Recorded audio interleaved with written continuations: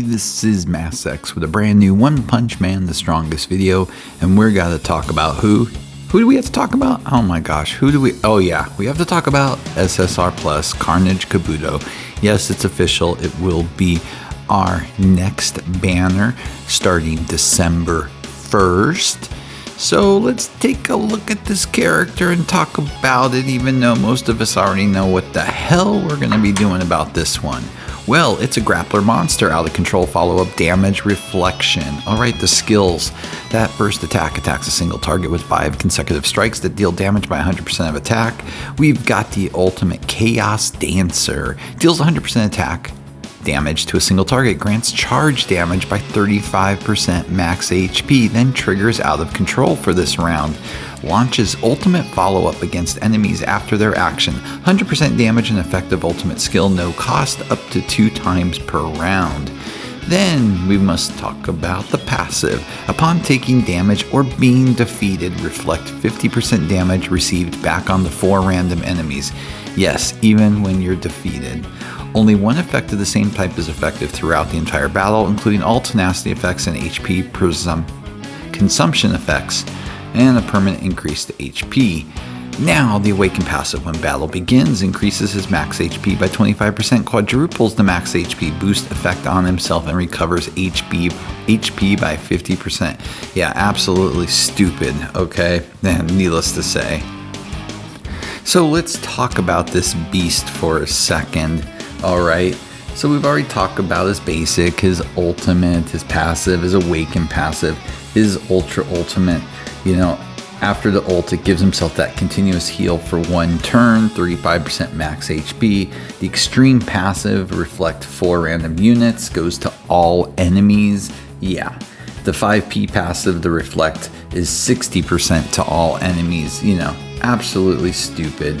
The Awaken 2, the self-heal, goes to 30% of max HP. After defeated, you get to res, alright, with 70% of your HP. So yeah, Awaken 2 ain't too shabby for him.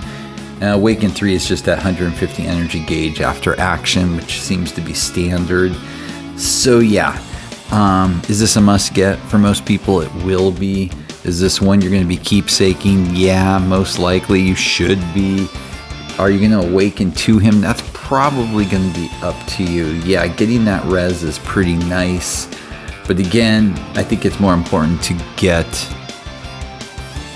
that keepsake probably. And when you're gearing this character, it's probably pretty self-explanatory. You're going to be going all HP. That's HP percent, HP percent. You got it. If you have to go rainbow, that's what you do. Primal works really well, especially if you want to use him more as an offensive beast. You know, suit would be great for a defensive, especially because you're getting back that HP. Magic, of course, if you actually have a decent set that will fall into this, but you're going to be really wanting to focus on that HP percent across the board. And you can only imagine the buff gears are the exact same. You know, what am I going to say? It's all about HP with him for the most part.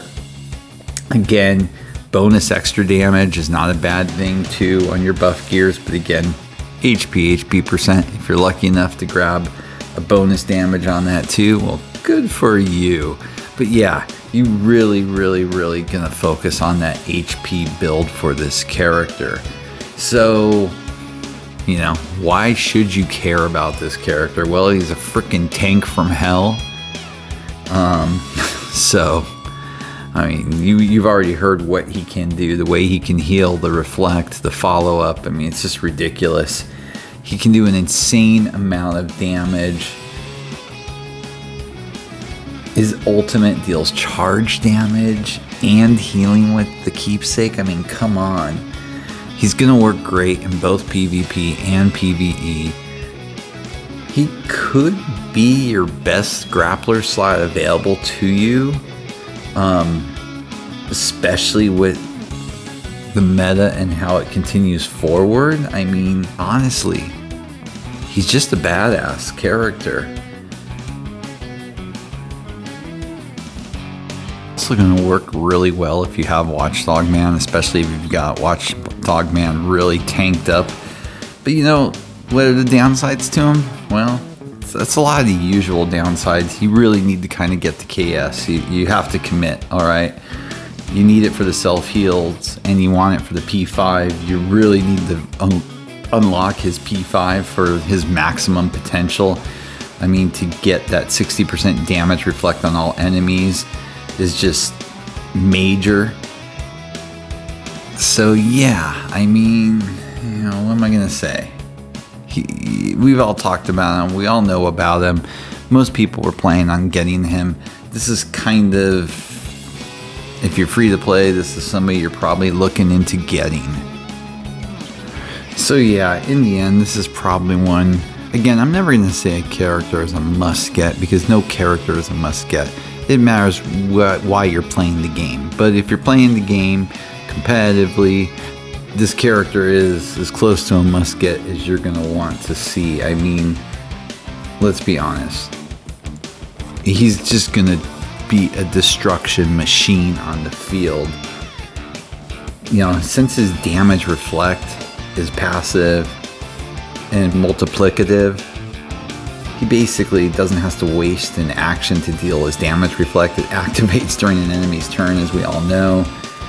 There we go. I mean, he can really mess up highly offensive teams. So yeah, in a nutshell, get the goddamn character if you really want to use him. He's going to be an absolute beast.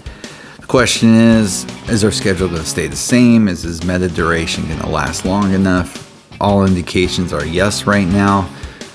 They haven't changed anything yet, but who knows? We still have approximately a month left before the end of the year.